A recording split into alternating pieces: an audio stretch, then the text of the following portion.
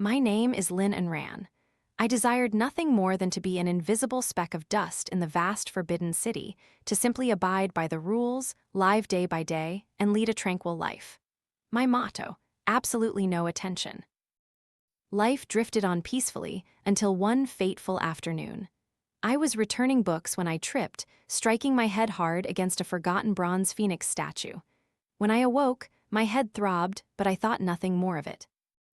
From that day on, my life took a turn I could never have imagined. A few days later, I saw His Royal Highness, the Crown Prince, up close for the first time. Everyone prostrated themselves, but curiosity got the better of me, and I stole a glance.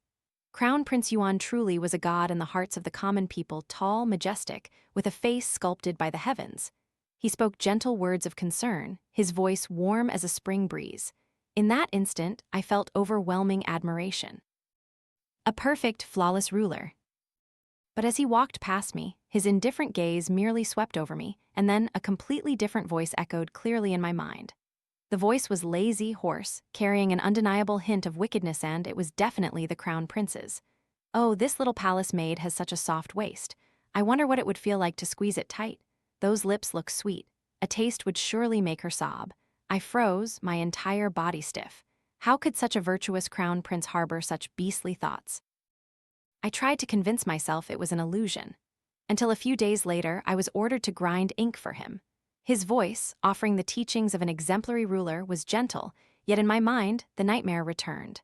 Her fingers are cold, but her skin is so soft. How beautiful would that pale nape be with a deep crimson mark? I truly want to see her appearance when all her defenses crumble, her trembling voice only able to call my name. His breath caressed my ear, yet the words in his mind were utterly defiled. My face burned, my body trembled uncontrollably. The ink stick slipped from my hand, shattering onto the ink stone. "This servant deserves to die?" I cried, prostrating myself. He merely chuckled, his outward appearance still magnanimous. "It's nothing, a small mishap, you may withdraw." As I fled, that wicked voice echoed again. "This kneeling posture is truly obedient. Next time I must make her kneel for an entirely different reason." I could no longer deceive myself. I had truly heard the Crown Prince's thoughts. The ruler hailed as a saint was, in reality, a monster. And I, Lin An-Ran, had become his new plaything. This psychological torture lasted for days. On the third night, he dismissed everyone, leaving only me in the vast study. "Come here and grind the ink." His calm voice broke the silence. He rose, walking behind me, adjusting my posture with his hand resting on my waist.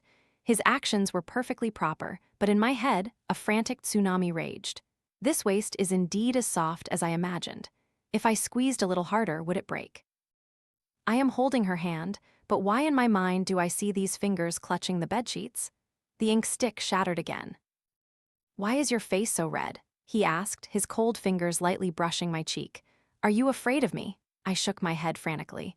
"Then why do you run?" His fingers slid to my trembling lips. "What are you thinking?" And ran. Then he delivered the final blow. "Don't you know, I want to kiss you so badly. If you truly hear these words and you don't want that to happen, then push me away yourself." He slowly lowered his head. My rationality collapsed and survival surged. I pushed with all my might. "Don't!" A desperate cry escaped me, but he wasn't pushed away. He seized my wrists, pulling me into his embrace. I looked up and met a smile—the satisfied, wicked smile of a hunter who had finally caught his prey. He didn't need me to confess.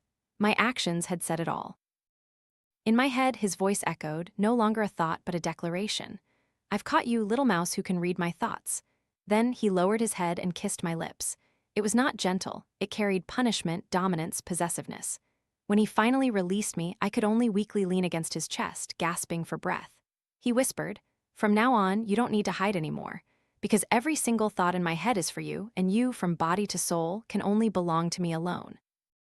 After that night, everything changed. I was no longer the little palace maid living in fear, but had become the Crown Prince's greatest secret.